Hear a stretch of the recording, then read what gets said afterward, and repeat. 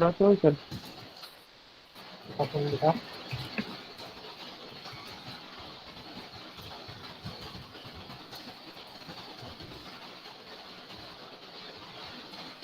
Sir discipline of qualifying degree क्या कहलाता है सर? जो कॉलेज से हम लोग डिग्री ले रहे हैं, परस्यू कर रहे हैं। हाँ। Okay sir.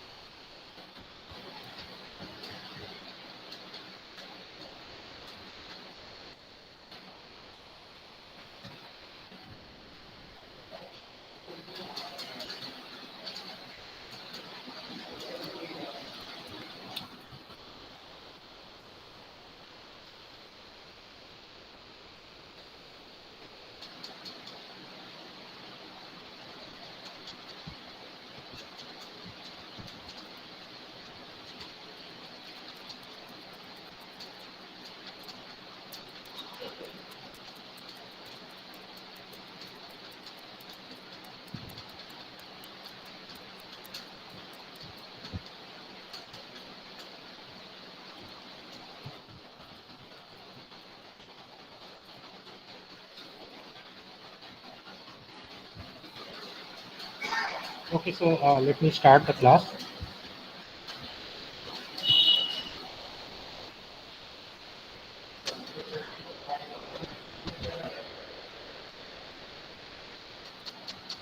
Okay, so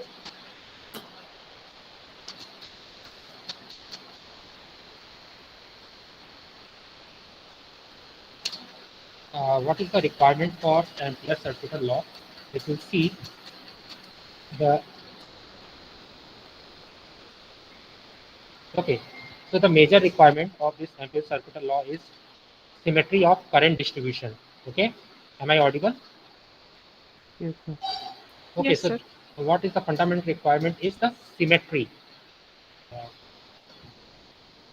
Symmetry of current distribution. ये चीज हमेशा माइंड में रखिएगा. अगर सिमेट्री नहीं है then you cannot use the I'm not saying you cannot use, actually you can use the Ampere circular law if asymmetric current distribution is there, but using the Ampere circular law for asymmetric current distribution is not advisable, okay, because it will rather simplifying the solution, it will complicate it.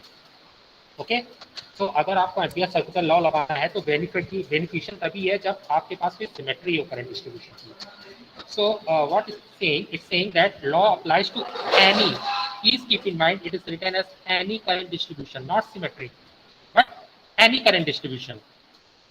For any current distribution you can use the Ampere circular law, but it is not generally possible to find a contour over which the tangential magnetic field intensity is constant. Therefore evaluate the field. मैंने आपको जैसे क्या बताया था, मैंने आपको यही बताया था ना कि जब भी आपको सबसे पहले कैसा कंटूर फाइंड आउट करना है, रिमाइंड करिए, रिकॉल करिए प्रीवियस लेक्चर कि मैंने आपको बताया था कि you need to find out such a contour, okay, so that the tangential component of magnetic field should be constant with respect to contour. यही बताया था आपको लास्ट क्लास में मैंने. कि आपको एक ऐसा कंटूर सेलेक्ट करना है कि कंटूर के टेंजेंशियल डायरेक्शन में मैग्नेटिक फील्ड क्या हो, कांस्टेंट हो। सभी को सभी रिकॉल कर पा रहे हैं स्टेटमेंट को जो मैंने लास्ट टाइम बताया था? Yes sir. ओके, तो जब करंट डिस्ट्रीब्यूशन सिमेट्रिक होता है then it is quite easy to find out the contour, but if the current distribution is asymmetric, current distribution symmetric ना हो तो ऐसी सिचुएशन में to find out such a contour is quite complex, quite complicated.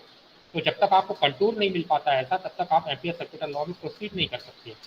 तो अगर current distribution complex है, asymmetric है, तो ऐसे किसी कंटूर को ढूंढना कि जिसके टेंजेंट के along magnetic field intensity constant हो, it's very very tedious job. तो इसीलिए हम बोलते हैं कि apply the ampere circular law where you will find a symmetric current distribution. Is it clear? Yes, sir. Okay, fine. So let us apply. Let us see the example. Field due to a current carrying circular loop. So current carrying circular loop here actually. Can I use Ampere circular law over here?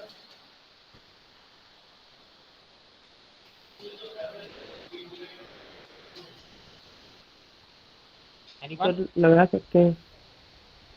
क्या इस example के लिए हम ampere circular law use कर सकते हैं?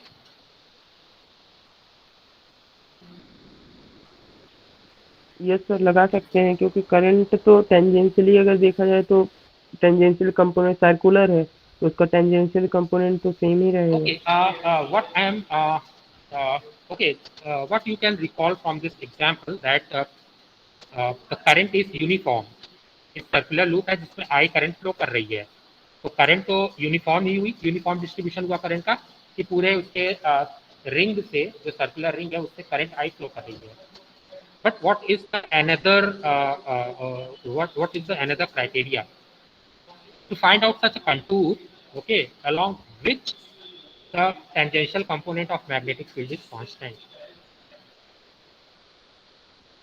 Is it clear? Yes sir. Yes sir. Now let me tell you, अगर सबसे पहले आप इस अगर मैं आपको एक सर्कुलर लूप दिखाऊं, फॉर एग्जांपल इस तरह एक सर्कुलर लूप है जिसमें करंट आई फ्लो कर रहा है। Okay, so let us suppose ये इसकी एक्सिस है। अगर मैं ये डिफरेंशियल एलिमेंट एज्यूम करूं, this is the differential current element, okay, and this is the radial distance rho. तो यहाँ पर जो मैग्नेटिक फील्ड इंटेंसिटी होगी at some distance r1, what is the magnetic field intensity at distance r1 because of this current element ideal? And I say that dh is equal to I times vector dl cross vector r upon 4 pi r cube yes sir.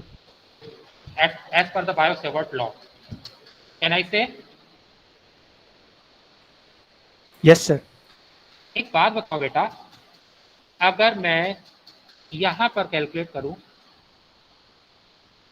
इस distance पे r2, तो क्या dh will be equal to dh2 will be equal to I times vector dl cross vector r upon 4 pi r cube r2 cube. Is it dh1 and dh2 are identical? No sir. It means the field is no longer okay. Let us suppose यहाँ से अगर आपको doubt होता है, ठीक है, कि आप तो सर बोल रहे हो टेंजेंशियल कंपोनेंट, ठीक है, आप टेंजेंशियल कंपोनेंट की बात कर रहे हो और फील्ड अगर हम इस हाइट पे निकालने जा रहे हैं, तो इस हाइट पे अगर हम फील्ड की बात करें तो टेंजेंशियल कंपोनेंट अगर आप ध्यान से देखो तो इस करंट एलिमेंट, अगर आप राइट हैंड थंब रूल लगाओ तो मैग्नेटिक फील्ड कुछ इस तरह से होगी।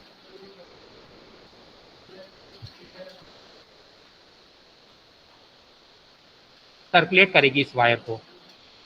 Can you imagine it? Yes sir. Yes sir. Okay, so मतलब लूप से बाहर और लूप के अंदर इस तरह से करंट फ्लो कर रही होगी, लूप से बाहर निकल के लूप के अंदर जा रही होगी, ठीक है। तो लूप के अंदर जाना मतलब अलोंग द एक्सिस जाना, अलोंग द एक्सिस। ठीक है, तो क्वेश्चन ये है कि अगर हम यहाँ पर पॉइंट पे बात करें तो क्या this magnetic field intensity is constant as we move along this circular loop. अगर हम सर्कुलर नो लूप के सर। अलोंग मूव करते हैं तो क्या मैग्नेटिक फील्ड कांस्टेंट है? नहीं, हमारा जो टारगेट पॉइंट जैसे जैसे वेरी करता जा रहा है मैग्नेटिक फील्ड वेरी करती जा रही है। Okay, so it means we can not use ampere circular law very easily over here. Is it clear to everyone? Yes sir. तो अगर ऐसा है तो let us try to find out using Biot-Savart law, let us try to compute the magnetic field intensity। तो सबसे पहले हम देख ले, अगर हम इस हाइट की बात करें so that is h, okay, and this is rho and this is right angle triangle। Clear? सभी को क्लियर हुआ? Yes sir. Yes, अब sir. मुझे एक बात बताइए, अगर मैं इस डिफरेंशियल करंट एलिमेंट की बात करता हूं, आप अपना राइट हैंड थंब रूल लगाइए, आप अपने थंब को इस डीएल लेंथ के अलोंग रखिए, करंट की डायरेक्शन में डीएल लेंथ के अलोंग अपने थंब को रखिए और इमेजिन करके बताइए क्या जो इसकी वजह से डिफरेंशियल मैग्नेटिक फील्ड होगी कुछ इस तरह से होगी इस पॉइंट यस पर, सर। इस पॉइंट पर Yes, कुछ sir. ऐसे जाएगी रैंडम। सभी को क्लियर हो रहा है? Yes, sir. Yes, sir. Okay, तो इसके दो कंपोनेंट होंगे, एक कंपोनेंट होगा जेड एक्सिस के अलोंग और एक कंपोनेंट होगा रो एक्सिस के अलोंग। इस डीएच के दो कंपोनेंट होंगे, एक जेड एक्सिस के अलोंग, एक रो एक्सिस के along. Clear? Yes sir. Okay, चलो बेटा एक बात बताओ, अगर इसी के जस्ट अपोजिट यहां पर मैं जस्ट 180 डिग्री अपोजिट यहां पर मैं एक करंट एलिमेंट एज्यूम करता हूं, दिस ग्रीन कलर से जो मैं दिखा रहा हूं, ठीक है, इसमें जो करंट की डायरेक्शन होगी, ध्यान दो करंट ऐसे फ्लो कर रही है, इस तरह से होते हुए करंट ऐसे जाएगी। अब जरा आप अपना राइट हैंड थंब रूल लगाइए इस ग्रीन कलर वाले डिफरेंशियल एलिमेंट की तरफ और बताइए क्या इसकी वजह से मैग्नेटिक फील्ड इंटेंसिटी इस पॉइंट पे ऐसे कहीं होगी? Yes sir. Yes, horizontal sir. Component हट जाएंगे। ओके, तो अगर अब देखो आइडियल का डिफरेंशियल लेंथ है, इसकी भी डिस्टेंस यहाँ से आर ही है, आर डिस्टेंस ही है, ठीक है, और ये रो डिस्टेंस है। तो can I say the rho component of this DH2 will exactly cancel out the row component of this DH1 DL1। Yes, sir. Yes, ये sir. दोनों एक दूसरे को कैंसिल आउट करेंगे, लेकिन इनका जो Z कंपोनेंट होगा वो ऐड होगा। Yes, sir. तो इसी तरह से क्या हर डिफरेंशियल एलिमेंट का एक काउंटर एलिमेंट एग्जिस्ट करेगा इस लूप पर? Yes sir. हाँ. तो सारे काउंटर एक दूसरे को काउंटर इस तरह से करेंगे कि सारे रो एक्सिस के अलोंग कंपोनेंट कैंसल आउट होते जाएंगे और जब मैं इंटीग्रेट करूंगा तो overall I will get only the component along that axis which will actually get simulate. Is it clear? Yes, sir. यहाँ पर किसी को कोई डाउट है कि ऐसा होगा या नहीं होगा? No doubt sir. फाइन, सभी को क्लियर हो रहा है ना ये चीज? Yes, sir. Okay, fine. So let us see. Let us try to apply the Biot-Savart law. So what the Biot-Savart law says, मैंने पहले भी लिखा है, DH is nothing but I times vector DL cross vector R upon wait for a minute, DL cross vector R upon 4 pi R cube। एक minute बस system hang हुआ है, just wait for a moment। Yeah. So upon 4 pi R cube। Tell me what is R? Can I say, look at this, can I say R is nothing but under root rho square plus h square? Yes sir. Okay, so here R is equal to under root rho square plus h square. Very good. This is vector R. Now what is vector R? Vector R देखो इस DL से point P की तरफ है। Can I से DL से point P की तरफ है? Yes sir. एक चीज और मैं पूछना चाहूंगा, ये जो डिफरेंशियल ये रिंग एक्स वाई प्लेन में है तो मैं इसे जनरल कोऑर्डिनेट एज्यूम कर सकता हूँ डीएल एलिमेंट के सेंटर का coordinate x comma y comma zero. हाँ एक्स सर। वाई प्लेन में लाई कर रहा है तो कुछ कोऑर्डिनेट होगा x comma y comma zero. Yes, sir. Point P का कोऑर्डिनेट क्या है? 0 comma H. Yes sir. Okay, one more thing, अगर आप यहाँ पर ध्यान से देखो, ये जो रो है, रो, ये कैन आई से this is along the arrow axis, cylindrical coordinate में अगर हम एज्यूम करें। Yes, sir. So can I write, look at this one and tell me, can I write, मैं यहाँ पर लिखने की कोशिश करता हूँ, can I write this x unit vector ax plus y unit vector ay is equal to rho unit vector a rho? इस रो का एक प्रोजेक्शन x एक्सिस के लॉन्ग होगा, एक y एक्सिस के लॉन्ग होगा। Right, sir. एग्री करते हो सब लोग? Sir Yes, sir. मतलब हम लोग कार्टेशियन कोऑर्डिनेट भी ले रहे हैं और सिलेंड्रिकल भी ले रहे हैं। सिलेंड्रिकल भी।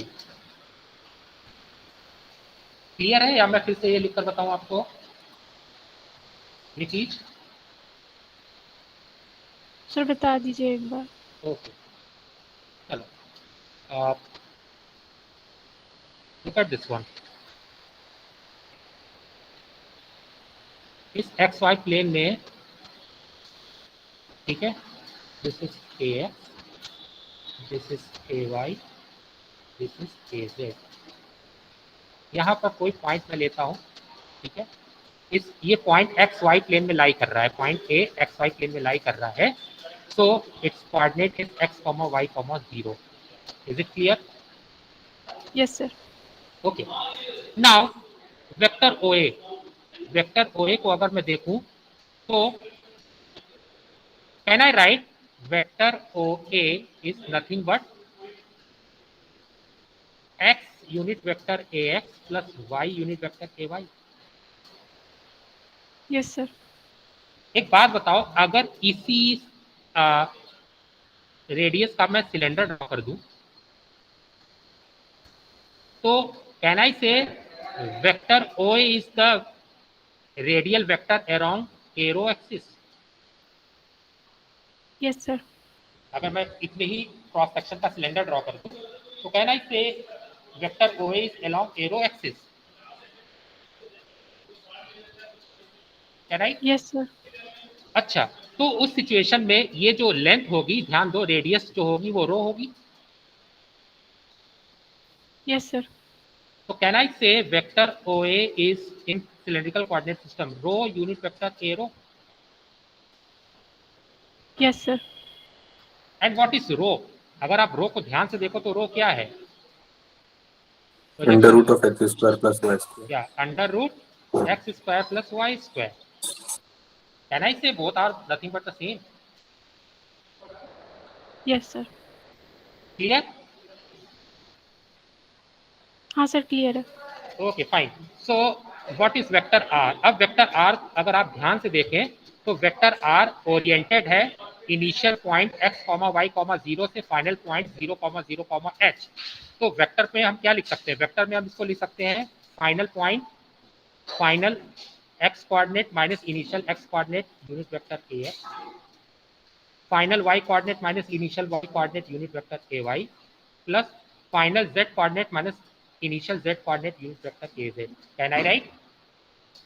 Yes, sir. And that is nothing but, अगर माइनस कॉमन ले लो, x unit vector a x plus y unit vector a y bracket close plus h unit vector a z. Look at this one, what is this? Rho a rho होगा। Yes, sir. तो vector R is equal to minus rho unit vector a rho plus h unit vector a z. Is it clear? Yes, sir. अगर Clear? इसका magnitude भी ले लेंगे तो वो r का डिस्टेंस बता देंगे। या तो सभी को क्लियर हुआ ये चीज? Yes sir. Fine.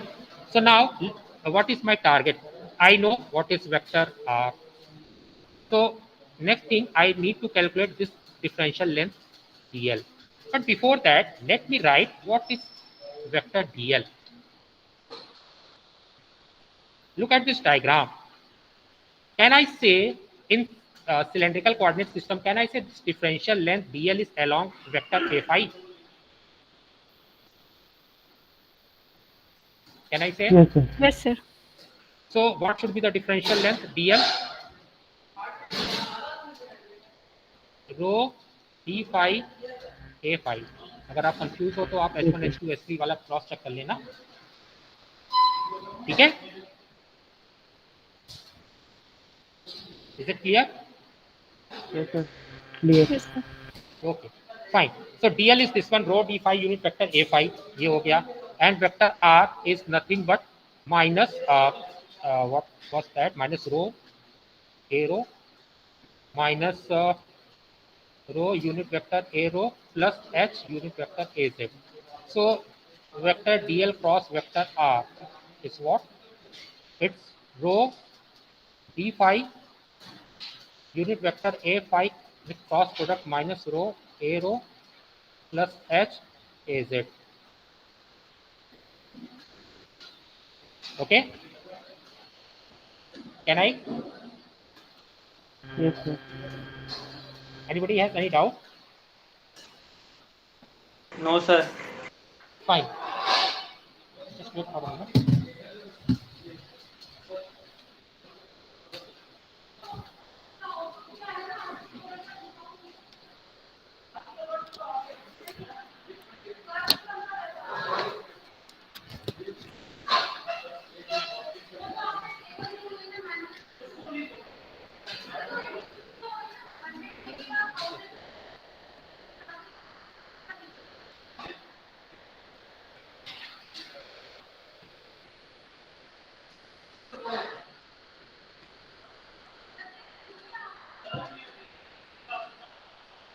Okay.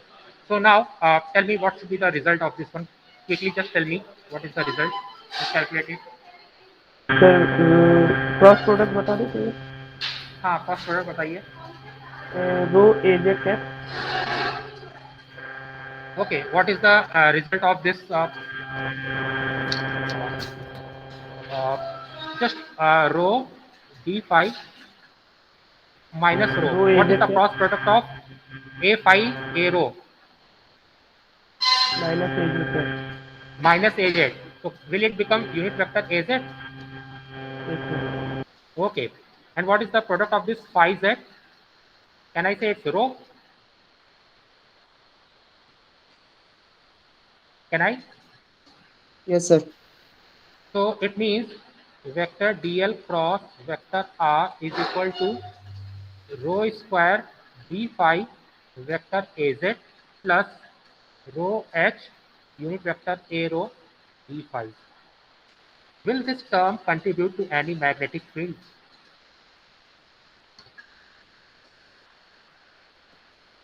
Will this term contribute to net magnetic field? This one?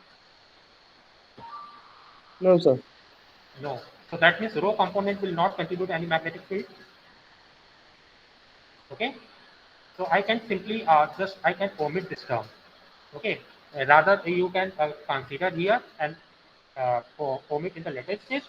Let me first of all write it, then I will omit. Okay, so that you will not get confused anymore. So here it's I vector dl cross vector r. So it means it's I vector dl cross vector r is nothing but rho square d phi unit vector az plus rho h unit vector a rho d phi divided by 4 pi and r cube. So 4 pi r cube. And what is r? You can check it over here. R is rho square plus h square root. Okay. So r cube is what? R cube is rho square plus h square to the power 3 by 2. Am I right? Yes, sir. Yes, Okay. sir. So here it means it is nothing but equal to divided by 4 pi rho square plus h square to the power 3 by 2. Now you can see this term belongs to component of dh along az, and this component belongs to component of dh along rho axis. So this will not contribute to any magnetic field, net magnetic field. Am I correct? Yes, sir. Okay, so if it will not contribute to any,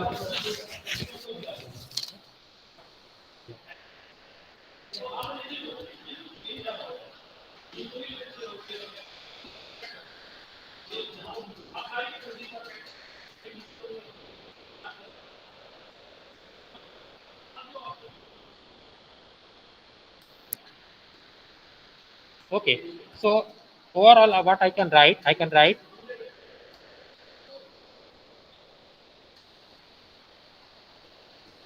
EH is nothing but DHZ, okay, and that is nothing but, look at this, I rho square d phi, I rho square d phi unit vector Az divided by 4 pi rho square plus h square to the power 3 by 2. Okay, fine. Now one more thing I would like to add, अगर हम सारे dl length को consider करते चले जाएं तो can I से two things. First one, I am taking a circular revolution of 2 pi. Yes, sir. Yes, Yeah. sir. And the second one, what I can say, अगर हम रो फाई जेड तीन coordinates की बात करें तो इस सर्कल के अलोंग मूव करने में rho that is radial distance, phi that is angular displacement and z that is the vertical height, इन तीनों में से कौन सा ऐसा कोऑर्डिनेट है जो वेरी कर रहा है? Rho, 5. 5. फाई. बट रो और जेड ये दोनों कांस्टेंट बने हैं. Yes, sir. Yes, sir. Can you see here what is the differential element? D5. 5. 5. So is it correct? मतलब आपका रिजल्ट जो अभी तक आपका प्रोग्रेस है वो सही चल रहा है. You can cross check it. Okay? Yes, sir. Yeah. Okay. So अगर मैं टोटल H की बात करूं, total H that is Hz and that is nothing but integration along phi I rho square d phi upon 4 pi rho square plus h square to the power 3 by 2. Okay, unit vector Az and phi will move from 0 to 2 pi. अब एक बात बताओ, क्या current phi का function है? No, sir. नहीं. रो तो phi का फंक्शन हो ही नहीं सकता क्योंकि हम कोऑर्डिनेट सिस्टम रो फाई जेड में सिलेंड्रिकल कोऑर्डिनेट सिस्टम में बात करें तो दीज आर म्यूचुअली ऑर्थोगोनल, वो तो डिपेंडेंसी रहेगी नहीं रो की. क्या वर्टिकल हाइट एच की फाई पर डिपेंडेंसी है? No, sir. No, sir. नहीं. तो these all terms can be taken out from the integration upon 4 pi rho square plus h square to the power 3 by 2 and integration 0 to 2 pi d phi. Is it correct? Yes, sir. So what should be the result?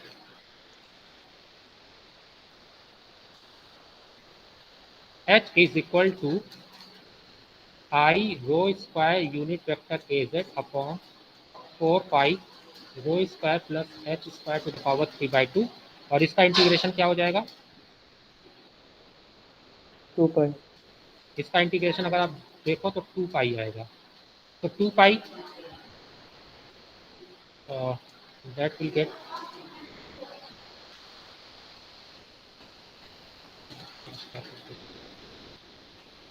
into 2 pi. So it will get cancelled out twice. H is equal to I rho square upon 2 times rho square plus h square to the power 3 by 2 along the z axis. That is the result. This is one of the topic in your syllabus. Current field due to a current carrying loop. किसी को doubt? No, sir. क्या इसमें कोई ऐसा बहुत special चीज हमने use किया है? नहीं ना. सिंपल सा बायो-सेवर्ट लॉ और सिंपल मैथमेटिक्स, दैट्स इट. क्या कोई स्पेशल चीज इसमें यूज की गई है, ऐसा कोई नई चीज? No, sir. So this is all about the topic which is mentioned in your syllabus. Okay. Now we are moving towards the application of Ampere's circular law. Okay. Ampere's law का हम use कर देखेंगे देखो आपके syllabus में जो चीज mention है ना, उसमें एमपीएस लॉ एप्लीकेशन करके शायद मेंशन है, field due to infinitely long conductor which is nothing but the infinite current filament, current sheet, and the third topic was due to a circular loop. But syllabus में जैसे भी mention हो, मैंने इसलिए पहले कराया क्योंकि मुझे ये चीज़ आपको बताना जरूरी था कि कंटूर आप फाइंड नहीं कर सकते, तो एम्पियर सर्किटल लॉ लगाना वहां पर बेवकूफ़ी होगी। क्लियर हुआ? Yes, sir. ठीक है, इसीलिए मैंने ये टॉपिक पहले डिस्कस कर लिया क्योंकि वहां पर एम्पियर सर्किटल लॉ लगाना आपका टाइम वेस्ट करने के बराबर होगा और कोई रिजल्ट नहीं आएगा आपको, क्योंकि आप कोई कंटूर फाइंड आउट नहीं कर सकते। आई डोंट नो सिलेबस में लास्ट में क्यों मेंशन कर दिया गया, बट मैं फिर से क्लियर कर दे रहा हूँ, जब कभी भी सर्कुलर लूप के लिए आएगा प्रॉब्लम ना, तो आप सीधे बायोसेवर्ट लॉ का यूज करना, गलती से भी एम्पियर सर्कुलर लॉ पे मत जाना, क्योंकि कंटूर आप फाइंड आउट नहीं कर पाओगे और फंस जाओगे। ठीक है, अब Yes, sir. जैसे हम देखें इस magnetic field due to infinite line current, इसको हम ऐसे भी बोल सकते हैं इनफाइनाइट करंट फिलामेंट। ठीक है, हमने पहले भी इसको देखा था। इसका रिजल्ट क्या आया था जब हमने फाइनाइट लेंथ करंट देखा था यूजिंग बायोसेवर्ट लॉ, और उसमें जब हमने अप्रोक्सीमेशन लिया था 0 और 180 डिग्री, तो रिजल्ट कुछ इस तरह से निकल कर आया था I/2 pi rho. Yes sir. Yes, sir. यही आया था। तो जो रिजल्ट आया था यूजिंग बायोसेवर्ट लॉ, ठीक है, that result was H is equal to I/2 pi rho unit vector a rho. ये था या F5 था? A5 भूल गए आप लोग। Sir A5। या दैट इज क्योंकि आपकी जो करंट एलिमेंट है ना वो Z एक्सिस के लॉन्ग है, तो फिंगर रोटेट करोगे तो 5 के लॉन्ग आएगा। अब एक बात बताओ, कंटूर जो है, जो यहाँ पर एम्पीरियन पाथ लिखा हुआ है, empyrean path that is contour, ये आपका कंटूर है। तो एक बात बताओ, ये कंटूर के अलोंग अगर मैं मूव करता हूँ, कंटूर के अलोंग मूव करता हूँ, तो क्या मेरी मैग्नेटिक फील्ड वेरी करेगी? Look at this one. अगर मैं कंटूर के अलोंग मूव करूँ तो क्या ये चीज़ वेरी करेगी? इसकी मैग्नीट्यूड नो सर। नहीं मूव No, sir. करेगी, नहीं चेंज करेगी। तो कहीं ना कहीं क्या मैं बोल सकता हूँ कि मैं कंटूर के अलोंग जब मूव कर रहा हूँ तो मेरी मैग्नेटिक फील्ड इंटेंसिटी फिक्स है? Yes, sir. Yes sir. तो can I use Ampere's law? और दूसरी चीज हम देखते हैं करंट डिस्ट्रीब्यूशन, तो इसमें सिमेट्री है, ये इनफाइनाइट तक है। आप चाहे लूप यहाँ भी कंसीडर कर लो, तो उसमें कोई दिक्कत नहीं है। एक इनफाइनाइटली लॉन्ग में चाहे आप यहाँ पर लूप कंसीडर करो, चाहे यहाँ पर लूप कंसीडर करो, चाहे यहाँ पर लूप कंसीडर करो, सारी चीजें अप्रॉक्सीमेटली लाइन के सेंटर पे ही आएंगी, क्योंकि आपको इनफाइनाइट एक्सटेंट वायर है। Is it clear? Yes sir. Yes, sir. Okay, so अब आप बताओ, क्या इन सारे जो मैंने अभी जितनी स्टेटमेंट दिए हैं, क्या ये सारे स्टेटमेंट इस चीज़ को वेरीफाई करते हैं कि मैं एम्पियर्स लॉ लगा सकता हूँ यहाँ पर? Yes, sir. Okay, so let us suppose what Ampere's law says. Ampere's law says that closed line integral vector H dot vector dl is I enclosed. Okay, ठीक है। अच्छा, H जो है क्या मेरे डिफरेंशियल, अच्छा पहले हम देखते हैं कि H का डायरेक्शन क्या होगा। मैग्नेटिक फील्ड का डायरेक्शन क्या इस कंटूर के टेंजेंशियल होगा? हर Yes, जगह sir. हाँ, हाँ, ठीक है। tangential. अब एक बात बताओ मुझे, क्या ये जो डिफरेंशियल लेंथ है, ये जो डिफरेंशियल लेंथ आपको दिखाया जा रहा है यहाँ पर, इस डिफरेंशियल लेंथ की अगर आप डायरेक्शन देखो जो कि करंट की डायरेक्शन होगी, क्या वो ऐसे है? Yes, sir. Yes sir. तो जब इस पॉइंट पे देखोगे तो क्या वो भी इसी डायरेक्शन में होगी? बिल्कुल सर। तो दोनों का डॉट प्रोडक्ट क्या एक मैग्नीट्यूड हो जाएगा, सीधे मैग्नीट्यूड का multiplication. Yes sir, cos 0. Okay, और एच, इसका मतलब हम इसको लिख सकते हैं इस तरह से, closed line integral H DL is equal to what is I enclosed. इस लूप के अंदर से टोटल कितनी करंट निकल रही है? I. I. Now tell me, क्या एच मेरा कांस्टेंट है with respect to this differential length dl? Yes sir. Okay, so that means I हम कॉमन ले लें, closed line integral dl is equal to I. अब इस सारे अगर हम डिफरेंशियल लेंथ को इस कंटूर के अलोंग ऐड करते चले जाएं, सर्कुलर कंटूर के अलोंग, तो क्या मिल जाएगा मुझे? Circumference of the circle. Circumference. Yes, sir. And what is circumference? 2 pi 2 rho. pi rho. So can I say over here h is equal to I upon 2 pi rho? Okay मैंने पहले भी Yes, sir. क्या बताया था, Ampere's law कभी direction नहीं बताएगा आपको। क्या यहाँ पर कहीं मुझे Okay. डायरेक्शन पता चल रहा है इस मैथमेटिक्स से?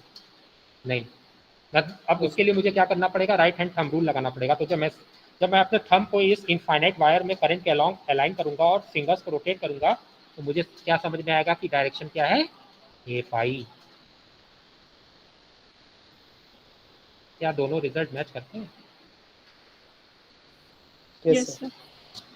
That is the thing. Clear? Clear, sir. Now आपके टॉपिक में दो चीजें मेंशन की, एक इनफाइनाइट लाइन करंट जो हमने यहाँ पर कंप्लीट कर ली, दूसरा था आपका व्हाट आई हैव सजेस्टेड, क्या डिस्कस किया आपका प्रीवियस में, क्या मैंने डिस्कस किया, या circular loop, current carrying circular loop, वो भी हमने आपसे डिस्कस कर लिया। एक आखिरी टॉपिक बचता है फील्ड डिस्ट्रीब्यूशन के रिगार्डिंग अगर हम बात करें, तो that topic is magnetic field due to a infinite current sheet. ये आपका एक और टॉपिक है।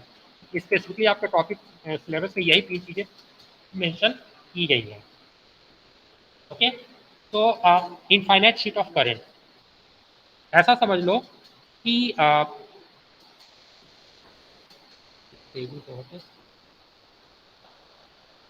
अच्छा, किसी को कोई डाउट है? अभी तक हमने जितनी भी चीजें डिस्कस की हैं।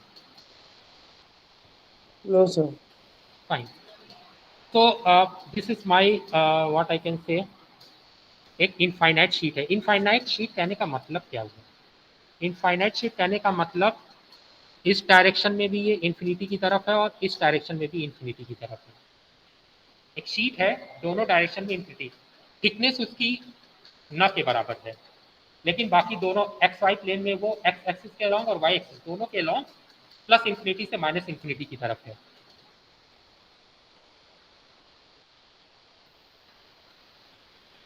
Clear? Okay.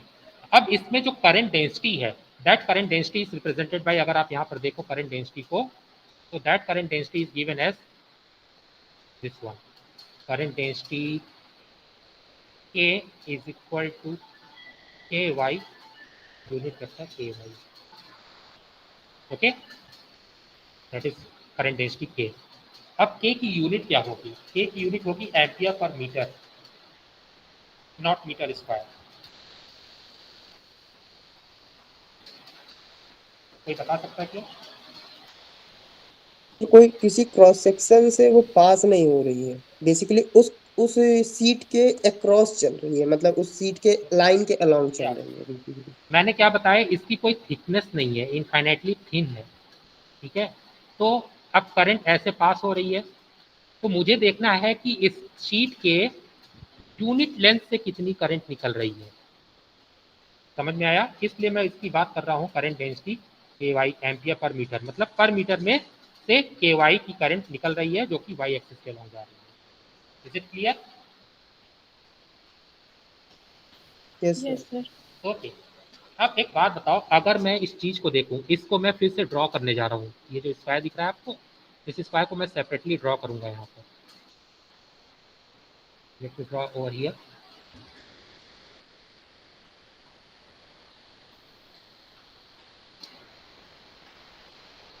One, two, three, four. ठीक है, एक्स एक्सिस है इस तरफ, लेट अस सपोज। ओके, अगर मैं यहां से देखूं,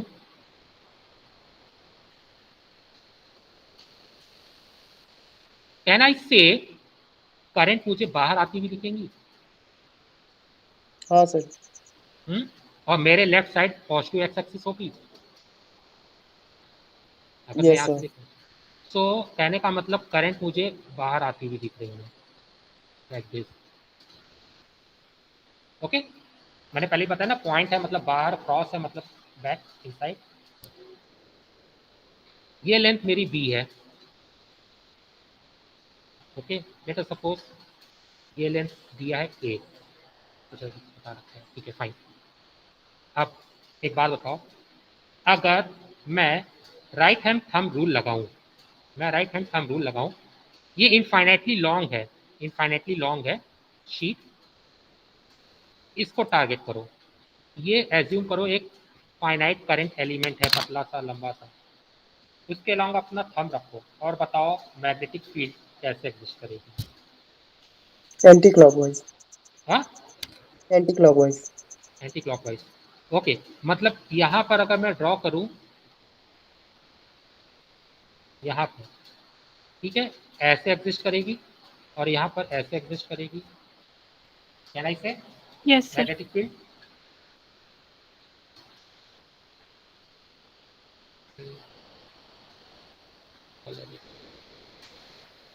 The field should be something like this. Field should be this. What about here?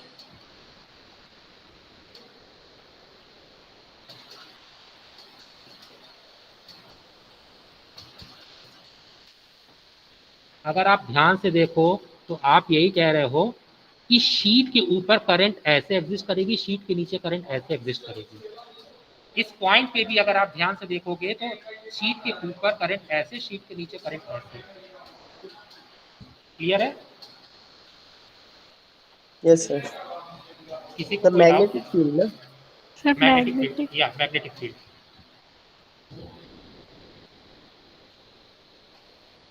Is it clear? Clear sir, clear. Okay, किसी को कोई डाउट है तो अभी पूछ लो आप लोग। No doubt sir. Fine. No sir. अब अगर हम एम्पियर सर्किटल लॉ लगाएं तो what it says, closed line integral vector h dot vector is equal to I. तो 1 बाई 1 लगाते हैं। अब पाथ देखो, पाथ है 1 से 2, 2 से 3, 3 से 4, 4 से 1। इस पूरे को हम 4 पाथ में ब्रेक करेंगे, 1 से 2, 2 से 3, 3 से 4, 4 से 1। Is it clear? Yes sir. Yes sir. Okay, so चलो देखते हैं इसको। What I can write closed line integral vector h dot vector dl is equal to I enclosed, and that is nothing but 1 to 2 h dot dl plus 2 to 3 h dot dl plus 3 to 4 h dot dl plus 4 to 1 h dot dl is equal to I enclosed. Okay. अब चलो बारी बारी से देखते हैं। Path 1 to 2, 1 से 2 के along अगर हम देखें तो डीएल लेंथ मेरा 1 से 2 की तरफ होगा, ये लेंथ वेक्टर डीएल। अगर हम इस पाथ से पाथ 1 से पाथ 2 की तरफ जा रहे हैं तो डीएल जो लेंथ होगा वो मेरा 1 से 2 की तरफ होगा। Yes sir. Yes sir. क्या मेरा डिफरेंशियल लेंथ मेरे मैग्नेटिक फील्ड इंटेंसिटी के परपेंडिकुलर जा रहा है? Yes sir. तो 1 से 2 पाथ में क्या ये वैल्यू 0 हो जाएगी? Yes sir, cos 90 0। या what about this path 3 to 4? 0 sir. 0।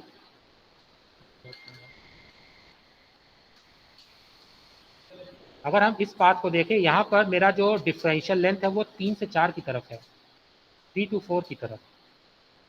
Still that will be perpendicular to magnetic field intensity और द रिजल्ट इज 0। तो 3 से 4 की तरफ भी जो मेरा रिजल्ट आएगा that will be equal to 0। 2 से 3 की तरफ देखें, 2 से 3 पार्ट 2 to 3 देखो। 2 से 3 अगर देखोगे तो जो मेरा डीएल लेंथ है, डीएल लेंथ उसकी डायरेक्शन क्या होगी? उसकी डायरेक्शन एनआई से 2 से 3 इस तरफ है। Is it? Yes sir. और मैग्नेटिक फील्ड भी सेम डायरेक्शन में है। Yes sir. तो दोनों का प्रोडक्ट क्या होगा? स्केलर प्रोडक्ट हो जाएगा। Yes sir. अच्छा, जब मैं पाथ 4 to 1 करूंगा तो 4 से 1 की तरफ मतलब डीएल इस तरफ होगा, 4 to 1 में। Yes sir. मैग्नेटिक फील्ड भी उसी डायरेक्शन में है, यस सर। तो दोनों का स्केलर सम कितना होगा, मतलब दोनों का वेक्टर प्रोडक्ट सीधे डॉट प्रोडक्ट स्केलर प्रोडक्ट के बराबर हो जाएगा। तो it means what I can say, इसको हम ऐसे लिख सकते हैं, implies that h into D L 2 to 3 plus h into what is D L 4 to 1 is equal to D L what is I enclose, what is I enclose. देखो ये length b है, इस क्रॉस सेक्शन में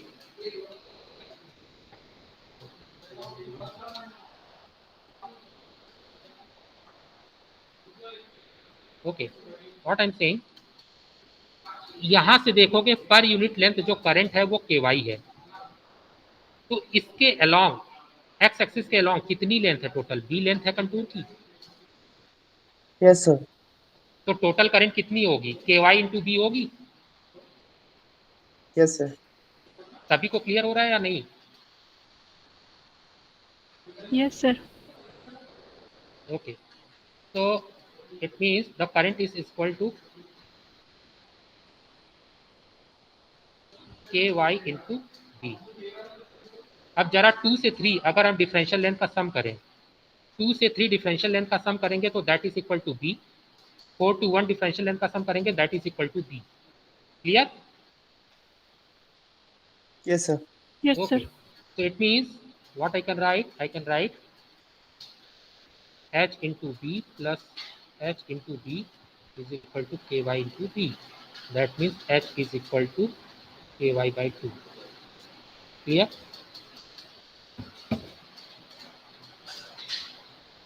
Is it rolled out? No sir. Sir Okay. एक बार वो 1 से 2 में perpendicular कैसे हुआ, एक्सप्लेन कर मैं दीजिए। बता देता हूँ।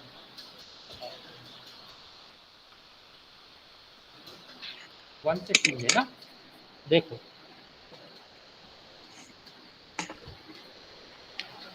1 से 2 जब आप कंसिडर करोगे दैट मीन्स दिस वन, 1 से 2, तो DL length path starting point 1 है, फाइनल पॉइंट 2 है, तो 1 से 2 की तरफ जाओगे तो डीएल इस तरह से ओरिएंटेड होगा, डीएल वेक्टर डिफरेंशियल लेंथ कहीं पर। Yes sir.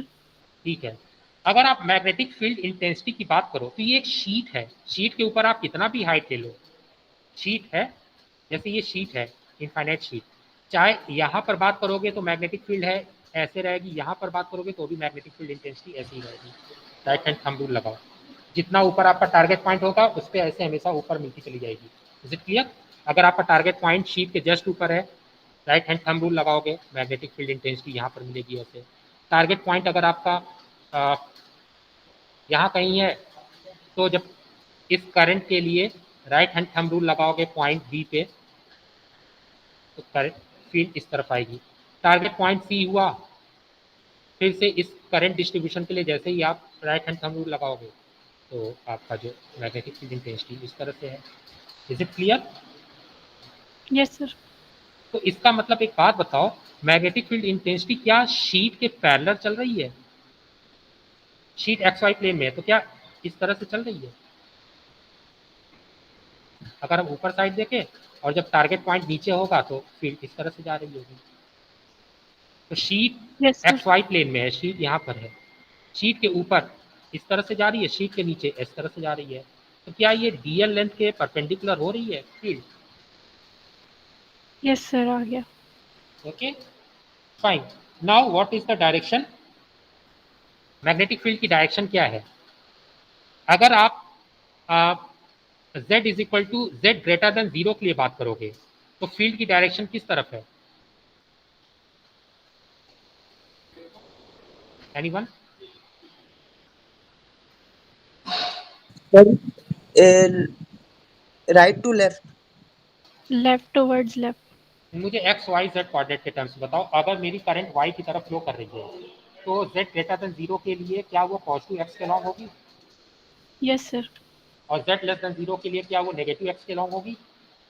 Yes sir. Clear है सभी को? सर एक बार एक्सप्लेन करेंगे इसी को कैसे? ओके मेरी करंट वाई एक्सिस के लॉन्ग फ्लो कर रही है, yes sir.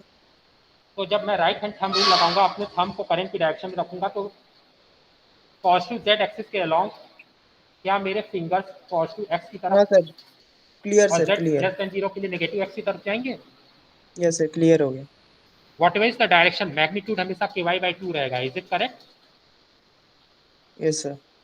So can I write the magnetic field intensity H is equal to ky by 2 unit vector ax for z greater than 0? ky by 2 unit vector ax for z negative. Clear?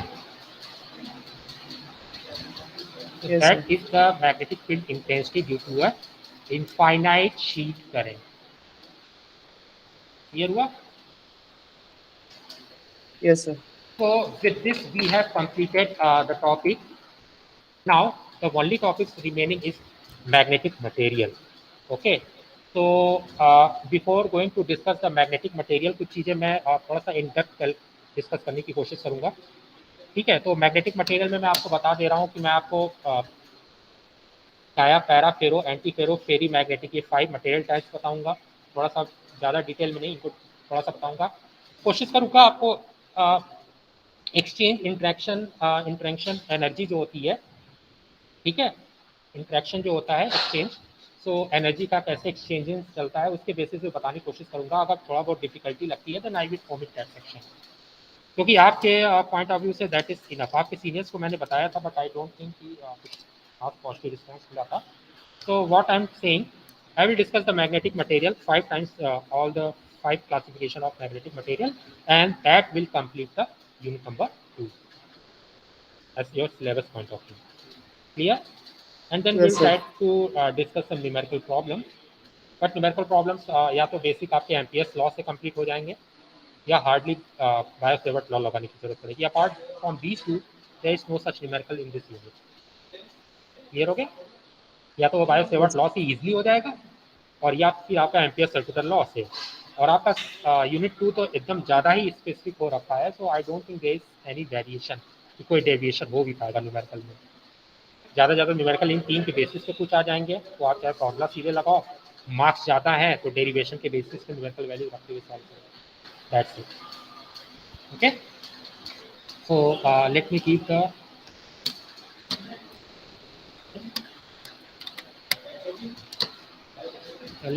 password to all of you. Please mark your attendance.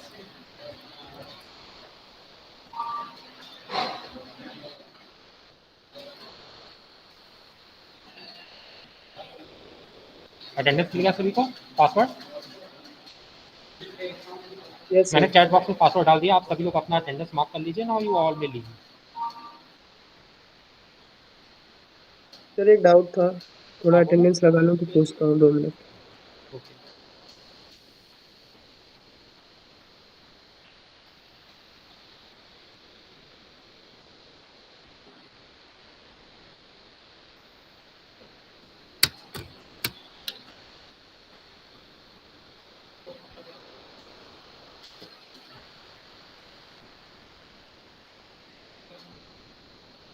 Sir जैसे हमने boundary condition पढ़ी है basically, तो boundary condition for electric field, तो sir मैंने पढ़ा है कि वो 2 टाइप की मतलब एग्जिस्ट करती है। सर मुझे उसका फिजिकल सिग्निफिकेंस बस नहीं समझ में आ रहा है, और न्यूमेरिकल मैं कर ले रहा हूँ। डाइलेक्ट्रिक बाउंड्री और dielectric conductor boundary.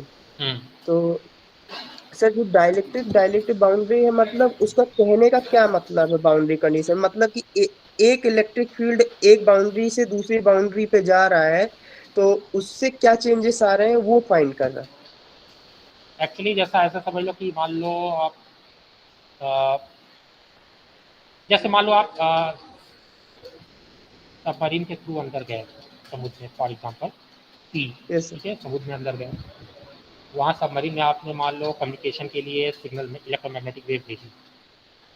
Yes sir.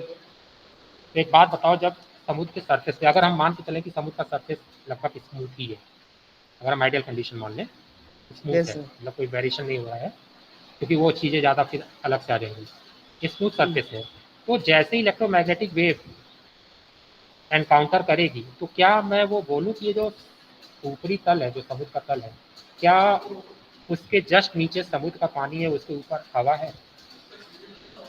Yes sir. क्या हवा एक तरह की डाइलेक्ट्रिक मीडियम है with relative permittivity is equal to 1? Yes sir. समुद्र का पानी भी एक डाइलेक्ट्रिक मीडियम है जिसकी परमिटिविटी कुछ और होगी, सॉल्टी वाटर है। Yes sir. तो जब इलेक्ट्रोमैग्नेटिक वेव ट्रेवल कर रही है, जैसे वो समुद्र के पानी से निकल कर एयर में जाएगी, तो क्या दोनों की स्ट्रेंथ सेम रहेंगी? नहीं सर, कुछ डिक्रीज होगा। कौन सा मीडियम ज़्यादा डेंसर है, पहला या दूसरा, समुद्र का पानी या हवा? दूसरा, हवा की समुद्र का पानी, सी वाटर। समुद्र का पानी। ठीक यस है, सर। सी वाटर ज़्यादा डेंसर है। तो ज़्यादा डेंसर है तो जाहिर सी बात है जिस एंगल से वो जा रही है और जिस एंगल से बाहर निकलेगी, दोनों में चेंजेस आएंगे। और जो रेस है, ऑप्टिकल रेस, उनका भी स्पेक्ट्रम इलेक्ट्रोमैग्नेटिक वेव स्पेक्ट्रम होगा। आप लोगों ने पढ़ा होगा कि जब ऑप्टिकल रेस जो है डेंसर मीडियम से रेयर मीडियम की तरफ जाती है तो परपेंडिकुलर से आगे जाती है। Yes sir. तो क्या इंक्लिनेशन एंगल में भी चेंजेस आए? यस सर, सही है, समझ गया। ठीक है, तो हमें ये डिसाइड करना होगा कि वो जब बाहर जा रही हैं तो कितना चेंजेस आएगा। उसके बाद फ्री स्पेस प्रोपिगेशन होगा तो मुझे कितना उसको एनर्जी देनी होगी कि जो मैं कम्युनिकेशन करना चाह रहा हूँ तो मेरा स्मूथ कम्युनिकेशन हो जाए। Clear sir. ठीक है, thank you sir. Thank you sir. Okay, so all you all may leave.